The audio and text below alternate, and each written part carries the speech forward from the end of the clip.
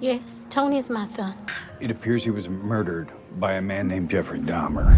The darkness of crime has a way of casting a shadow over the lives of those caught in its web, and few stories are as chilling as the one we will unravel today. Welcome back to our channel, where we delve into the most sinister and horrifying cases history has to offer. In this episode, we explore the tragic story of Tony Hughes, whose life was forever intertwined with that of the infamous Jeffrey Dahmer. Monster, the Jeffrey Dahmer Story from Netflix has rekindled interest in the lives of Dahmer's victims, most of whom were gay and people of color. In the 6th episode, the series offers a heart-wrenching portrayal of Tony Hughes, one of Dahmer's 11 black victims. But who was Tony Hughes, really? Let's peel back the layers and uncover the truth behind this tragic figure. Born on August 26, 1959, Tony Hughes hailed from Madison, Wisconsin. He permanently lost his hearing and speech as a baby due to side effects of medication given to him as a child. Due to the round of antibiotics he was on, I believe your son to have suffered a complete and most likely permanent hearing loss. But despite these challenges, Hughes was described by his mother Shirley as outgoing and happy. He easily made friends and even aspired to become a model while attending college. But his life would take a dark turn when he crossed paths with Jeffrey Dahmer.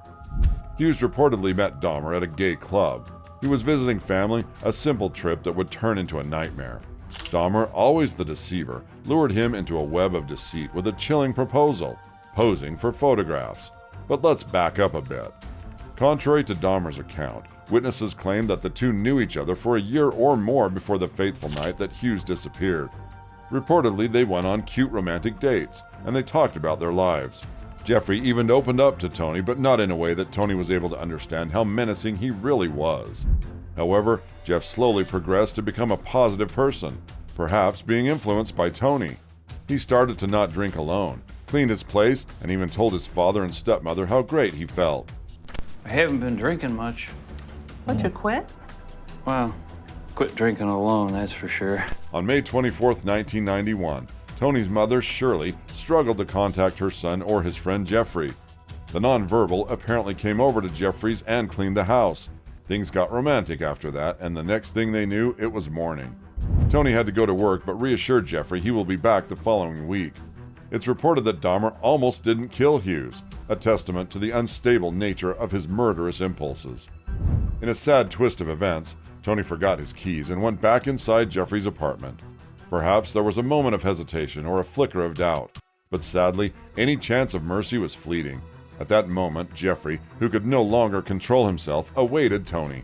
He drugged him and drilled a hole into his skull, and later dismembered him. Dahmer's depravity knew no bounds. He kept Hughes' skull as a memento, a haunting reminder of the life he had extinguished. Hughes would later be identified by dental records. Yet, as Tony's story unfolded in the Netflix series, controversy brewed. Shirley Hughes and others have raised questions about the show's portrayal of Tony's tragic end.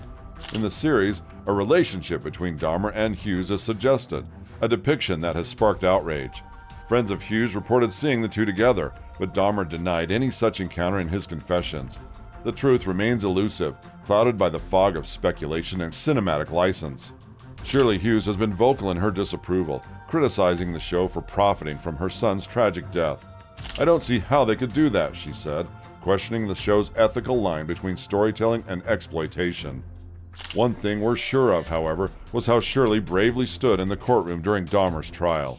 Her heartbreaking poem, a vivid narration of her son's final moments, echoed through the courtroom. The room fell silent as she concluded her statement signing, "I love you" in American Sign Language. She joined the other grieving families attending every day, united in pain and loss. Dahmer was handed 16 life sentences, a seemingly just end for his gruesome crimes. He would eventually meet his end in prison, a fate that was later portrayed in the controversial Netflix series. The life of Tony Hughes may be shrouded in mystery, with only fragments of evidence and testimony to piece together his story. But the impact of his life continues to be felt through the love and memories of those who knew him. As we navigate the shadowy corners of his case, it's essential that we remember the humanity behind the headlines and honor the lives of those who were tragically taken from us.